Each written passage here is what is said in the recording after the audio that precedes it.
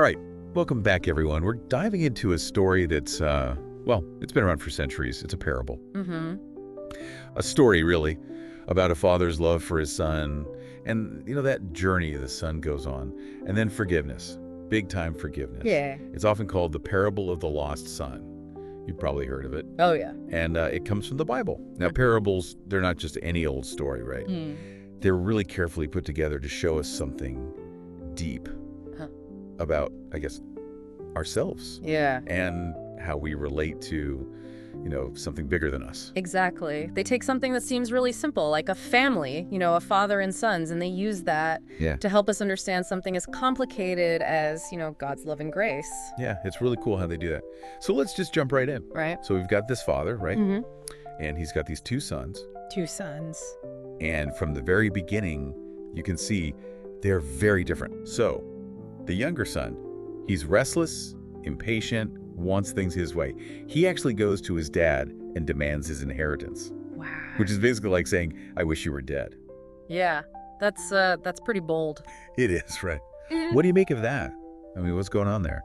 I think it shows how much he wants to break free. He wants freedom, even if it means, totally cutting himself off from everything he knows, everything safe and familiar. Right.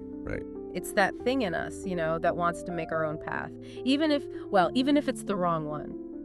Yeah, the father's reaction is interesting, too. I mean, he actually gives the son what he wants. He does. With a heavy heart, I'm sure. Yeah, you would think. But it seems kind of backwards, right? It does, but maybe it shows how much the father respects the son's choices. He's got free will, he can decide, even if, those choices end up hurting him. Yeah. And I think that's a lot like God's love. He doesn't force us, doesn't try to control us. That's a really good point. I hadn't thought of it like that. So the son, he takes off, he's gone, ready to, live it up. And he does. Oh, yeah. Big time. Spends all his money on what the story calls wild living. Wild living, huh? I think we can imagine, right? Parties, doing whatever he wants. Yeah. Probably a lot of fleeting relationships. And in the end, nothing. Emptiness. Yeah, I could see that. And that's when things get really bad for him. Yeah. I mean, he's got to take this job feeding pigs. Pigs. And back then, pigs, they were like the worst. Unclean. Oh, really? Yeah, not good. And it gets so bad for this guy that he's actually jealous of what the pigs are eating. Wow. So he's really hit rock bottom. Oh, yeah, he's lost everything. Money, his dignity. He doesn't even know who he is anymore. And that's when it hits him. What's that?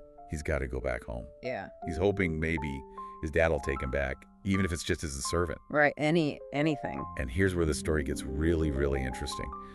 So he starts heading home, right? Mm-hmm. And he's still a long way off. But his dad sees him. Oh, wow. And he doesn't just wait. No, he runs to meet him. he runs. Now, back then, for someone like the father, a man of his standing, running, not dignified at all. Really? Interesting. But he doesn't care. He's just overcome with joy, with love, forgets all about what people might think. That's beautiful. Isn't it? I mean, he doesn't even let the son finish his apology. Yeah, he doesn't. No, just hugs him. Throws a huge party to celebrate. Wow. What a dad. Right. Talks about unconditional love. No keeping score. Not at all. It's like he's saying, you're back. That's all that matters. Exactly. And then, of course, there's the older brother. Oh, yeah. What about him? Well, he's been home this whole time, working hard, being the good son.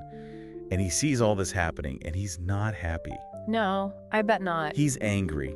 I mean, he followed the rules, stayed loyal. He did everything right. And there's no party for him. Yeah, that's got to be tough. It is. And, this part of the story, it makes you think about how we see forgiveness. Like, sometimes it doesn't seem fair, right?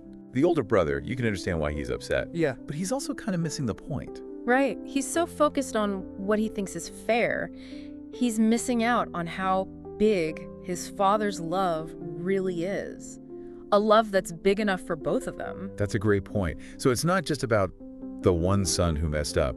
It's about the father and how much he loves them both, no matter what. And how those sons respond to that love, well, that's their own choice.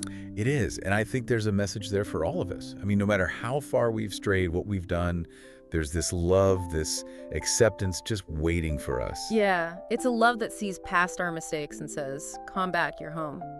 That's powerful stuff. Yeah. So thinking about all this, it really makes me wonder, what would it look like to really live that out, to offer that kind of love? Yeah. and to accept it, to truly believe that no matter what, we're always welcome. That's something I'm going to be thinking about for a long time. Yeah, me too. Thanks for joining us today, everyone. We'll see you